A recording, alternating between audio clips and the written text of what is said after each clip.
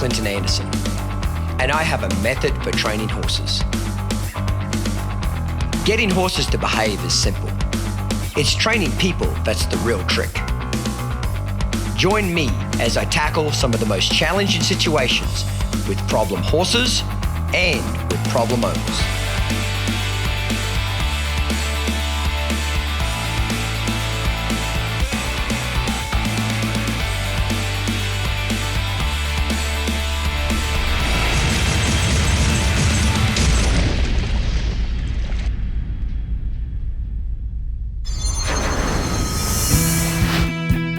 Well, mate, today is the big day that we're going to go ahead and ride Cider. We're going to prepare her today with a few extra exercises before we actually get on her. I think she's made tremendous progress over the last couple of days. She went from a mare that was very frightened of people, skittish, reactive, couldn't control her feet, very disrespectful in some areas, and she's much, much better now. But before we actually go ahead and get on her, let's prepare her a little bit more. First of all, I'd like to desensitize her to a plastic bag. Why would I like to desensitize her to a bag? Because a plastic bag is an object and it moves and it makes a noise. You can obviously tell if she's very frightened of it. Here's the sequence. When I want to desensitize a horse to something, especially if that object will move away, try to have that object go away from your horse, okay? And walk away from your horse with it. So if your horse is frightened of a motorbike or a tractor or a truck or car or bicycle, cattle, sheep, llama, any sort of animal, try to have that object or animal go away from your horse and have your horse just follow on behind it. So step one in getting your horse to accept a plastic bag, okay, is to walk away from them. A lot of people, okay, they want to try and chase the horse down with plastic. Do the opposite and walk away from them. When you go away from your horse, it builds their confidence, okay? Have you ever noticed, like with a dog, for example, when you're out riding your horse and your neighbor's dog comes out and chases you, when you ride away from the dog's aggressive, isn't it? It kind of barks at you and growls and etc., okay? But as soon as you turn around and you face the dog with your horse, your dog gets scared and he backs off. If you go ahead and actually chase the dog with your horse, then the dog gets frightened and runs away from you. But as soon as you ride away from the dog again, the dog's aggressive and it comes back again. The dog is what I call a brave coward. He's only brave as long as the horse is going away. So what I want to do is retreat away from her with the scary object and just get her comfortable following me. You notice how her head's come down a lot more? She's got slack in the lead rope. She's not worried about the plastic bag because the plastic bag is running away from her. So step one in getting your horse comfortable with something scary is to have that object go away from your horse. I can't stress that enough. So if your horse is frightened of a cow, a sheep, or a motorbike, a tractor, try to set up a situation where you can follow that particular object away. You can follow it away, okay? So when you can follow it, it'll build your horse's confidence. Next step is, now I want to see if I can move this bag around the air around her, okay? I don't want to chase her down with the plastic bag. I don't want to sneak it around her. Now I love that, how she's got a leg cocked. Now she's got her head up a little bit, but she does have a leg cocked. I'm going to retreat, put it behind me, and rub her face. Good girl. So the reason why I want to desensitize my horse to a plastic bag is that, in all honesty, if your horse will stand still and let you wave a bag all the way around him, chances are not too many other things are going to bother him that much. This is almost like the scariest. However, don't start with the plastic bag. Always make sure you can do the rope, then the stick and string, and then the bag is number 3. So don't even think about touching the horse with the bag. Think about touching the air around your horse. It's very, very important that we do this first. That's it. Just like that. Too many people try to actually touch the horse to begin with. Now, eventually I want to touch her with it, but I've got to be able to touch the air first. So step number 1 is just make sure your horse is comfortable with the bag being moved around him, okay? Whatever we do on one side, we do it on the other. I'm just going to turn her a little bit. You might start out wide to begin with, okay? And then you can slowly, progressively bring it in. It's what we call progressive desensitization. Every time she relaxes, rub her and retreat. I like to always get that rope out behind me in case they run forward, they won't get caught in it. Okay, and then bring it in a little closer. Now you'll notice that when I desensitize, I just act like there shouldn't be a problem, okay? And the more you act like there shouldn't be a problem, the more relaxed they'll get. But you notice that I'm not sneaking the bag around her. I'm making it very obvious to her what I'm doing. That doesn't mean that she'll instantly not be frightened of it because I'm confident, but she'll get over it much, much quicker.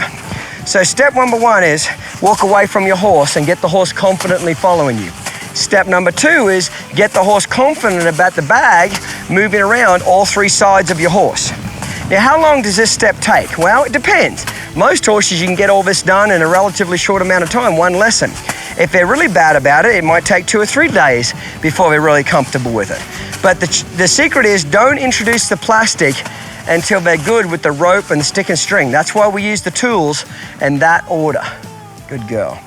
Once she's comfortable with that, next thing I'm gonna do is see if I can just start rubbing her with the plastic bag.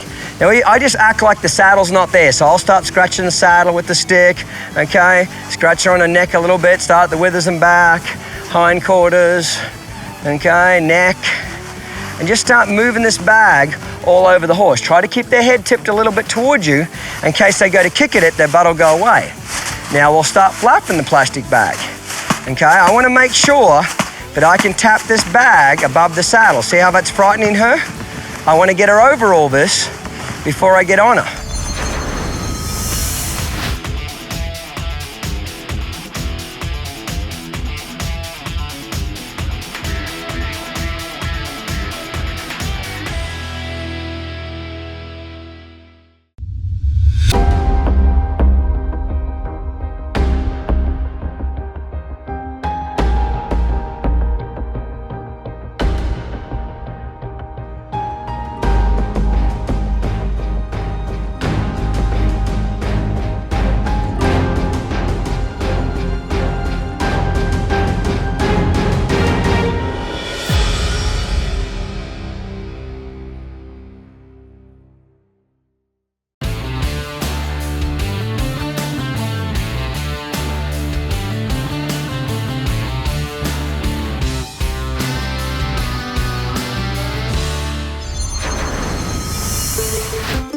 This is why I'm doing this. I'm gonna get rid of all this, a little bit of spookiness out of her before I get on her.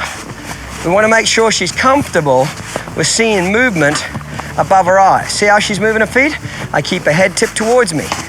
By keeping her head tipped towards me, I ensure that her hindquarters will go away. So I keep tapping the saddle with rhythm.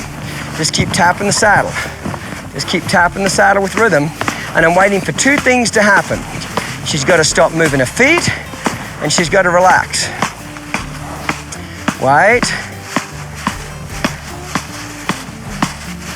Wait. There, I like that. She licked her lips. So she was pretty good about it until it started making a noise, tapping the saddle. Notice that I'm standing at a 45-degree angle to her shoulder. I'm too far in front to get kicked, too far to the side to get struck. So lots of slapping on this.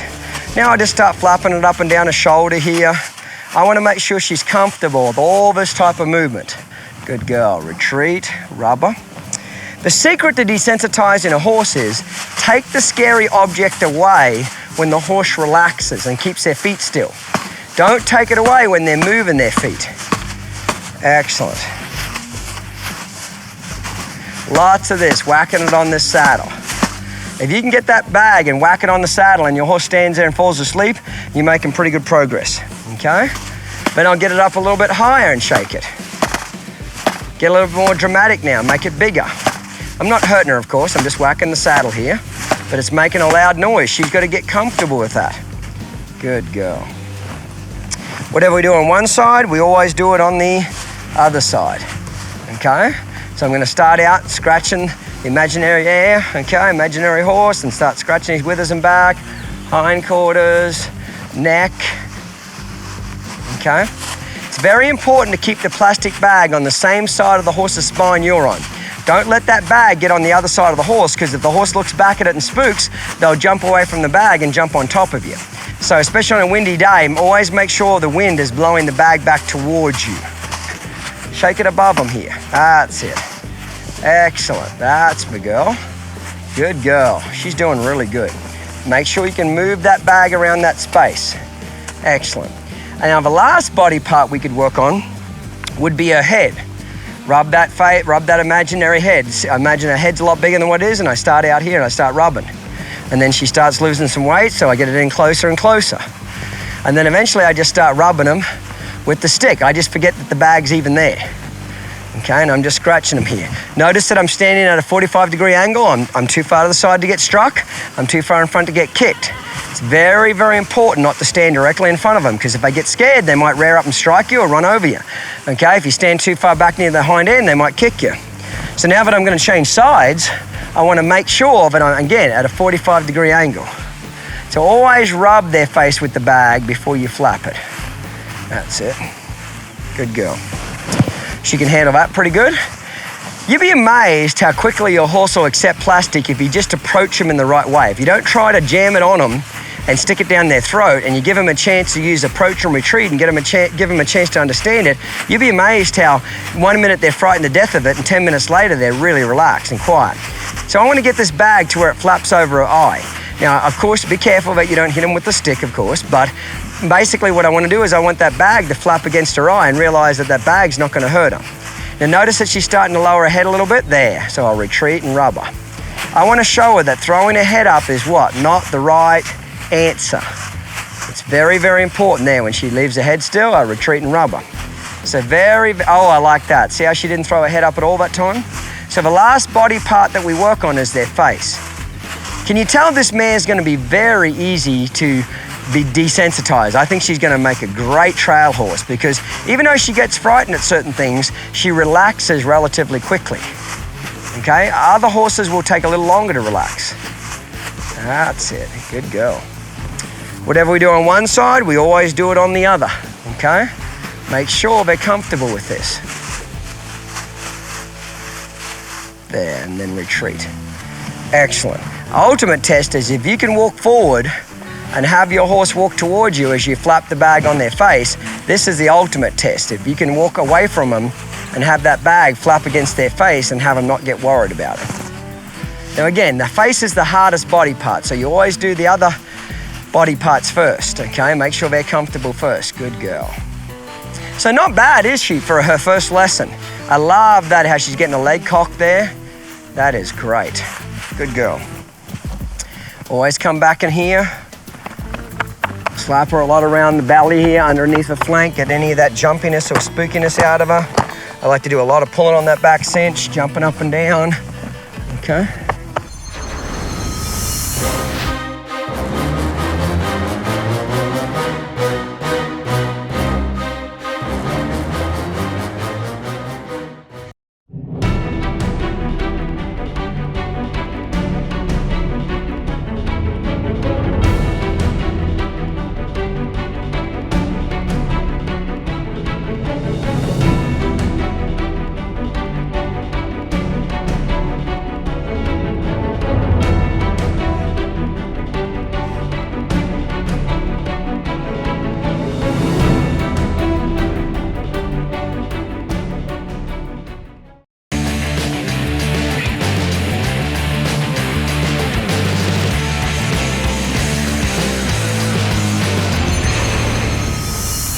I'd like to show you a great exercise to do with your horses. This is not just an exercise for young horses that have never been ridden. This is good for any horse, especially a horse that's kind of jumpy and spooky.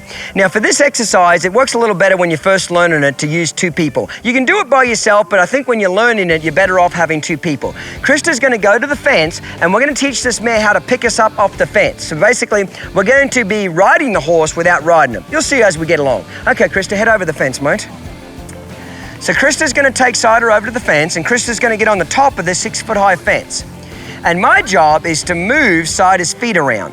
And what we're going to do is we're going to let Cider rest when she's right beside Krista.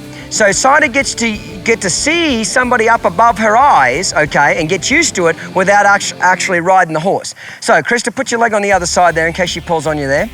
Okay, so Krista's going to point, and I'm going to send this mare's feet from side to side. And Krista's going to let it slide. Now she's going to point the other way.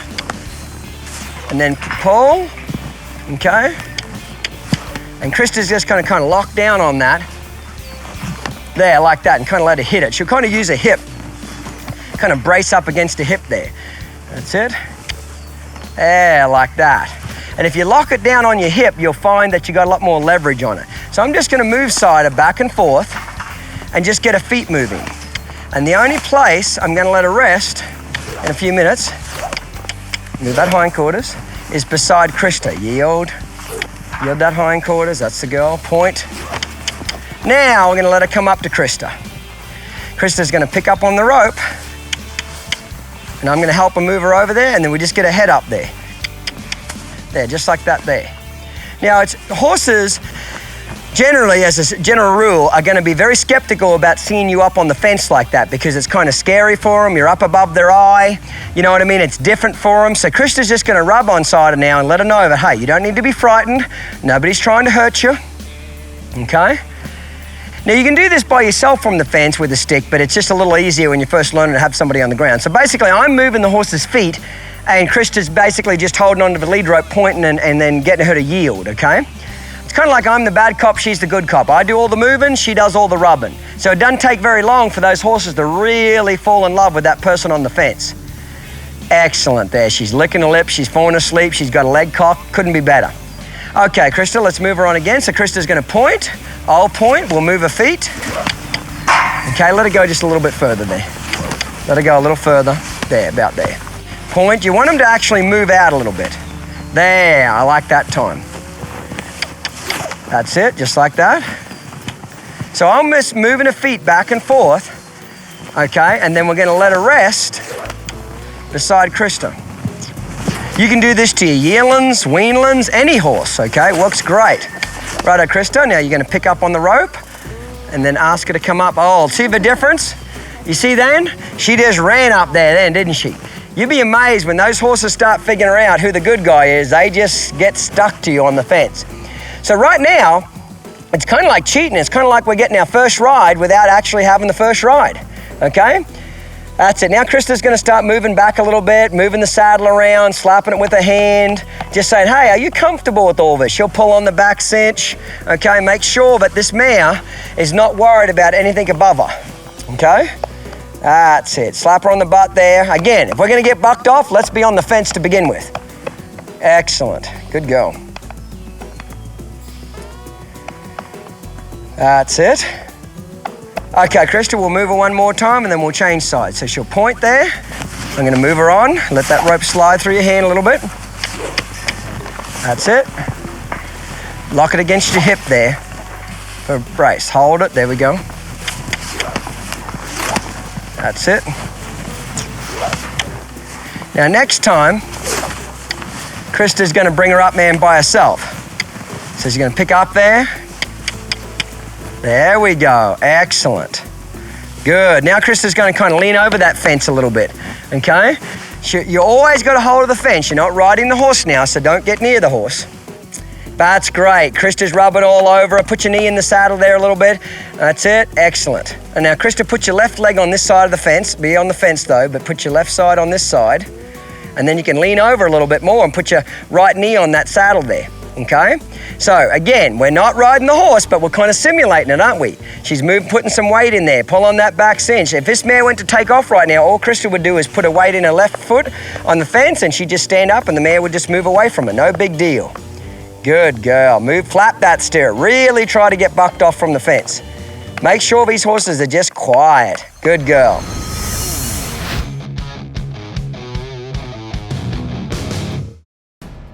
Anything worth having is worth working for, that's for sure. Not gonna make it here if you got any quit in you. This is where I needed to be the best that I could be. And that's just what we do here. Dedication, ambition, passion. To some, these are more than ideals. They are a lifestyle, a code, a path to something greater. If you think you're one of the select few who can rise to the challenge, who can dedicate themselves to mastering the method through 70 weeks of in-depth, hands-on training, let the Clinton Anderson Academy catapult your skills and provide you with the ultimate experience. If you have what it takes, become a Clinton Anderson certified clinician and change your life.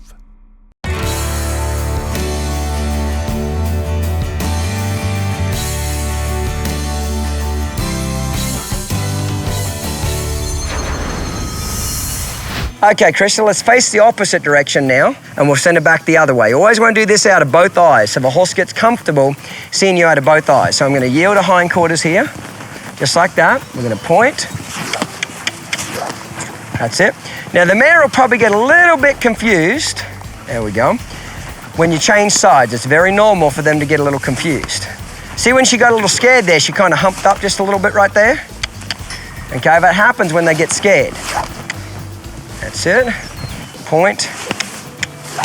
Okay, we'll change side. Now she'll bring her up there. Excellent. Oh, that was really good. And see, when they get up there, I'll back away from the horse. I want to get away. I want that horse thinking, man, I got to get up to that person on the fence. So in the beginning, your horse is very apprehensive about getting up to the fence. They're kind of scared of you up there. They're worried about their eyes are really big. And by the time you get done with this, they're looking for somebody sitting on a fence. It's amazing how quickly they change. Slap them on the butt. Really try to make them get scared. That's it. That's it. She'll keep doing it there. There, that bothered her a little bit. So Krista keeps tapping there until she relaxes. Then she'll rub her there and then do it again. Okay, Krista, let's move her on again. So point, I'll move the horse's feet. Okay. Move those feet. That's excellent. Bring her up there again. Now, after the horse gets the hang of this exercise, it usually takes 1 or 2 lessons. You don't need the person on the ground. As soon as you get up on that fence and you pick up on that halter, they'll instantly come on over to you. So the horse figures out very quickly where the rest spot is. Just pick up on the lead rope, Krista. I'll move her feet. There, like that. See what happened? As soon as that mare got up beside her, Krista took that pressure off. And you can slide back and forth on the fence a little bit. That's it. I love that mare cocking a leg. That is great.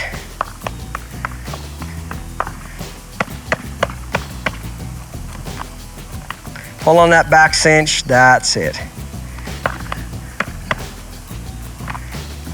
Okay. Now what I'm going to do, Krista, is I'm going to hand you the bag, and you can do a little desensitizing while you're up there.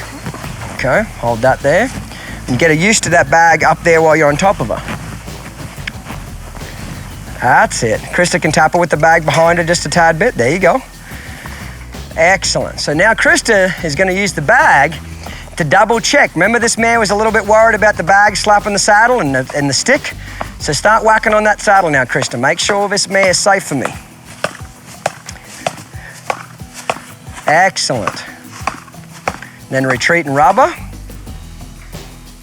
That's it, and do it again. See, this is what stops you from getting bucked off. I can't stress this enough to people. Like, you know, people walk up to me at tours all the time and they'll say, Clinton, I got this 8-year-old gelding and he bucks and he's terrible to saddle and, you know, what's his problem? I don't know, but go back and figure it out. Go back to the beginning. Do all this stuff to him. And one of these exercises that you do, he's going to have a real heart attack, and that's where you know where your problem is. He's either frightened of the back cinch, or he's frightened of something above him, or he doesn't like to have his feet being moved. Something just causing him to buck and use the reactive side of his brain. That's it. Excellent. Good girl. That's what I'm looking for there. Now just move the stick back and forth now, Krista, out in front of him. You can let the string out. That's it, up near his head there. He didn't like it there. Okay, so she's just moving it all around this horse. Rub it on top of her head there, rub it on her neck, on top of her head. That's it, excellent. This is what colt starting's about, is getting your horses safe, getting them relaxed, getting them comfortable. It doesn't have to be, it shouldn't be a rodeo. To me, if you ride a 2-year-old and it bucks, even if you stay on the horse and you don't get bucked off, you still got an F, you failed.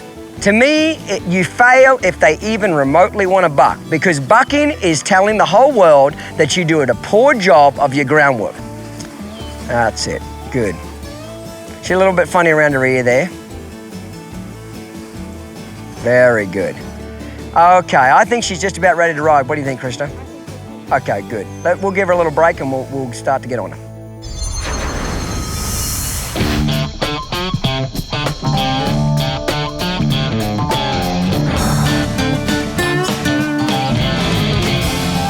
Ever wished Clinton Anderson would just come by and help you with your horse, or that he would put on a clinic in your own arena? Well, now you can get the next best thing. Meet the Clinton Anderson Certified Clinicians. Trained by Clinton himself, these great horsemen have met all the requirements of the Clinton Anderson Academy. 16 months of intensive training at the Downunder Horsemanship Ranch. Theoretical and practical testing on Clinton's method. Hands-on experience with problem horses. Now, there is a Clinton Anderson method expert willing and able to come to where you live and ride to teach a private lesson or put on a public clinic. Learn at your own pace. Get personalized instruction, all without having to travel far from home. So if you can't find the time or the money to come to a Clinton Anderson clinic at his ranch, now you have an option. Get accelerated results. Let a Clinton Anderson certified clinician bring the method to you. Visit certifiedclinician.com for more.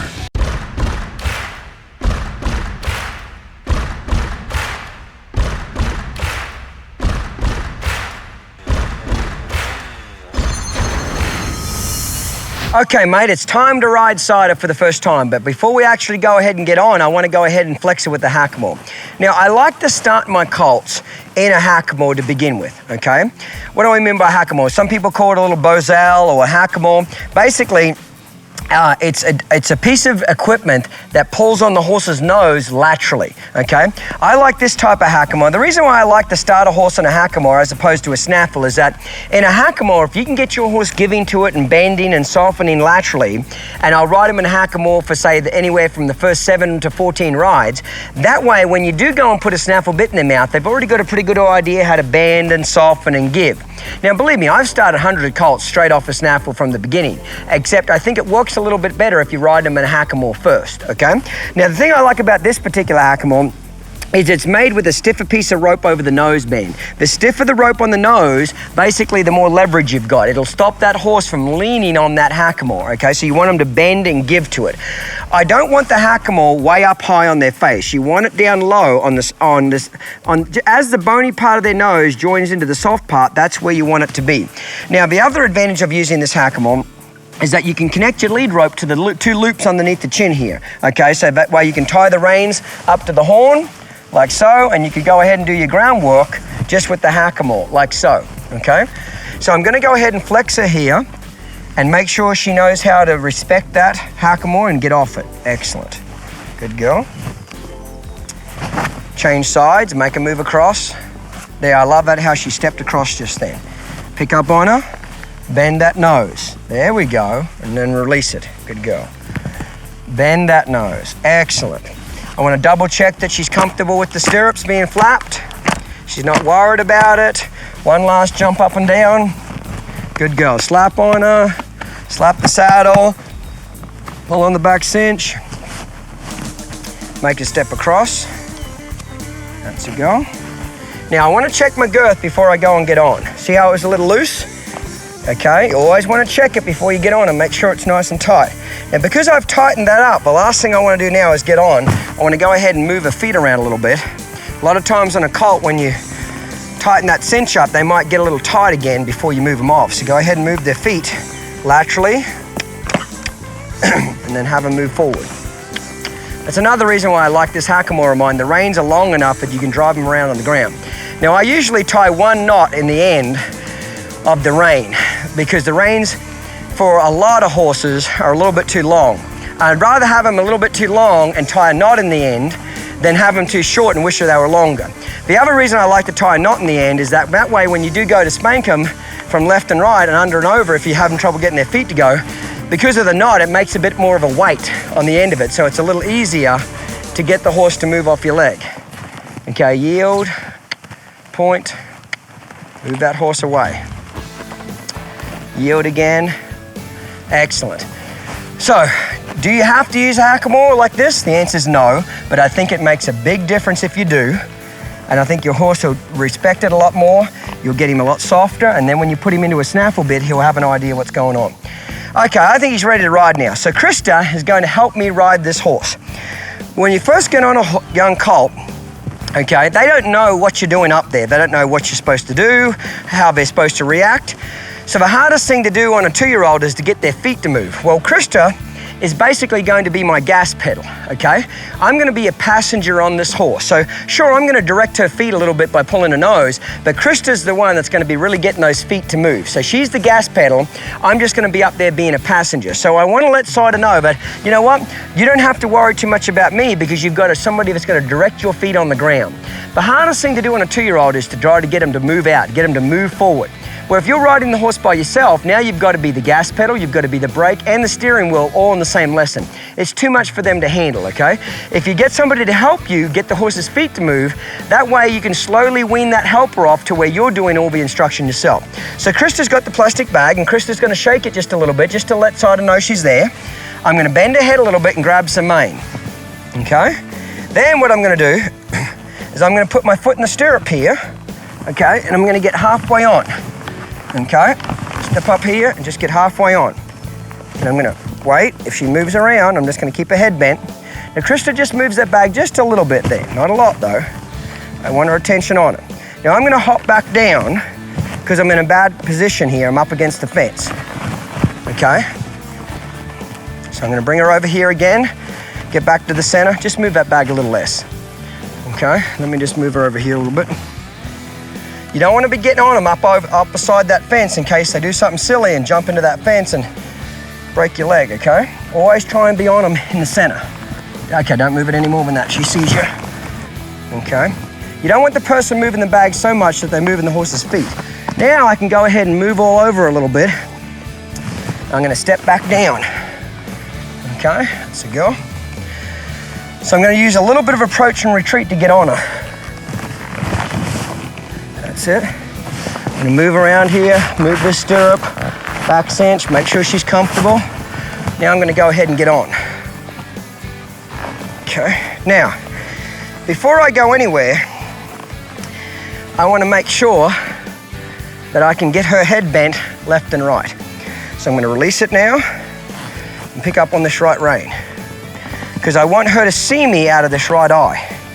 Now I'm gonna pick up the left rein. Okay, that's a go. So I'm just gonna flex her head left and right and make sure that I can bend her head laterally.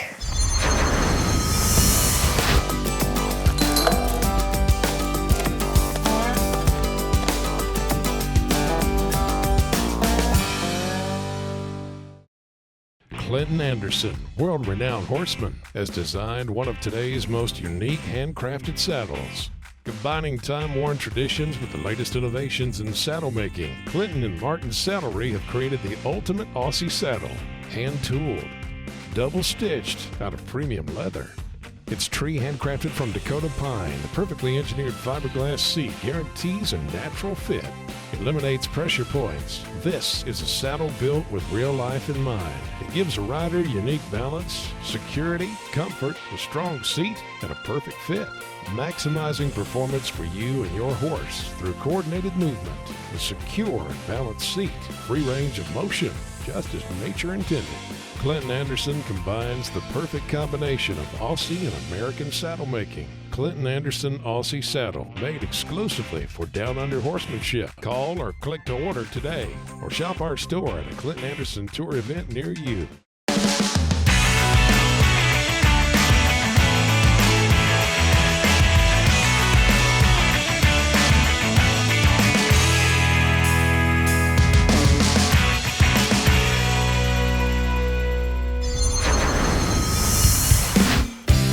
So we can get a head flex now, Krista. She's a little stiff right here though. Okay, so I'm just basically gonna keep her head tipped and Krista's gonna move me. So Krista's gonna shake that bag a little bit and she's gonna go over there near the fence. We're gonna move her front end, okay? Now her back end. Slap the ground a little bit, slap the ground. Front end, back end. Front end, back end. Front end, back end. Front end, back end. Front end, back end. Front end, now we're just gonna stop. Krista's gonna back away just a little bit there and I'm gonna finish flexing ahead. There we go. Let's do that again, Krista. Front end, move the bag, let her know you're coming. Hind end, front end. Hind end, move the front end through. Yield the hindquarters. Krista will back off a little bit. The reason why we're doing this, going from side to end to end, is so we don't want to just get on the horse and just let him kind of run off and buck or do something silly. Now, Krista's going to move over here now. We always want the horse turning into the fence.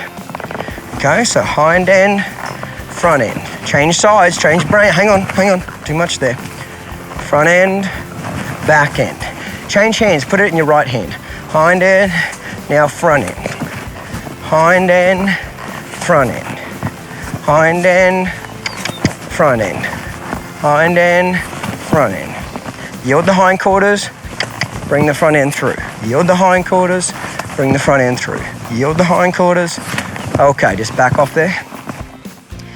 So by bending her around like this, I don't want this mare to think that she can just run off and buck or do something silly here. Okay, just back off a little bit. I want to make sure that this mare knows that I've got her head around and I can bend her. Okay, Krista. So now what we're going to do, same thing, but now we're going to let her out just a little bit. Just a few steps. Now hindquarters, forequarters. Let her out a few more steps. Move the bag more. Hindquarters, move her out, whack that bag. Okay, now hindquarters, forequarters. Whack that bag. That's it. Hindquarters. That's it. Forequarters. That's it. That's it. So we're just going to wean her out onto that circle. Okay? That's it. Instead of just letting her go out cold turkey and run and buck or do something silly, Krista's weaning her out there. Okay? Keep that bag moving. That's it. So my job now is just to stay on and be a passenger. So I'm kind of rubbing on her neck a little bit here. Okay? Krista's going to keep that bag moving. I want half this mare's attention on me and half of attention on Krista. That's a girl. Unloosen up those feet. You don't want to get up here and be all scared. You want to move all over these things. Okay, now step out in front, Krista. We're going to stop her and just back off. Good girl. I'm just going to let her stop a little bit and think about it. A little stiff here. That's kind of interesting, isn't it? Hey? You're doing good. Okay, we're going to go back the other way. So point. Okay, yield to hindquarters, front end. Hindquarters. Now we're going to let her go out a few steps. And now we're going to trap her and say, come here. Trigger. Okay, now go out a little bit more. Now let's get her under control. Now we're going to let her go out a little bit further. Move that bag. Okay, now yield. Front end. Okay, she's pretty good now. So I'm going to let her trot around. See how I'm rubbing her on her neck? I still got a hold of this rein, but I'm kind of acting like I don't have it. Hold on to that horn in case I jump out from underneath you. Get you a little balance. That's it. Right, Krista, ask her to lope off. Point. That's it. You got to get these colts moving out. The worst thing you can do on a 2-year-old is let their feet get sticky. You got to get them moving out. So if you don't feel comfortable to get on them and lope them like this, you better not ride them. Okay, Krista, step out in front. See the advantage of having a helper? Did you notice then when Krista stepped out in front, that mare knew that that meant what? Turn and give her 2 eyes from the round penning session. I'm just going to flex her a few times. Okay, go ahead and change directions. All right. We're just going to let her trot out a little bit now. So now we're going to start working on some turns. Okay, getting her comfortable about turning and changing directions. So I'm going to work together with Krista as a team here. Let's go. We're going to do half a turn to the inside over here. Wait. Half a turn to the inside. Krista will step out in front. That's it. We're just going to lope her on out of it. That's it. I love how this mare is moving out. Nice and free. Half a turn to the inside, Krista. Krista will step out. That's it. And Krista's going to step out just like she was round penning. Point. Move out now. That's a go.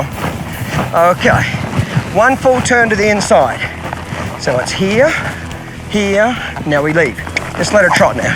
She's kind of getting out of air a little bit. That's a go. 1.5 to the inside. So there, catch her again there, and let her out. Good girl. Excellent. She's doing great. Good girl.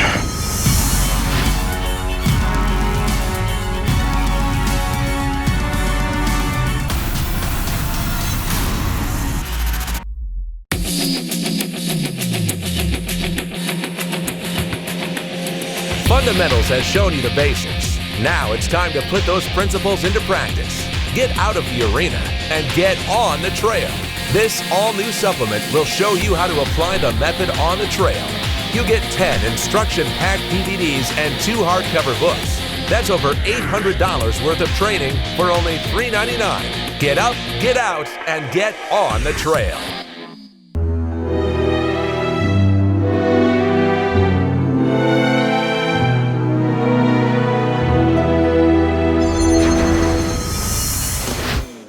Doing great.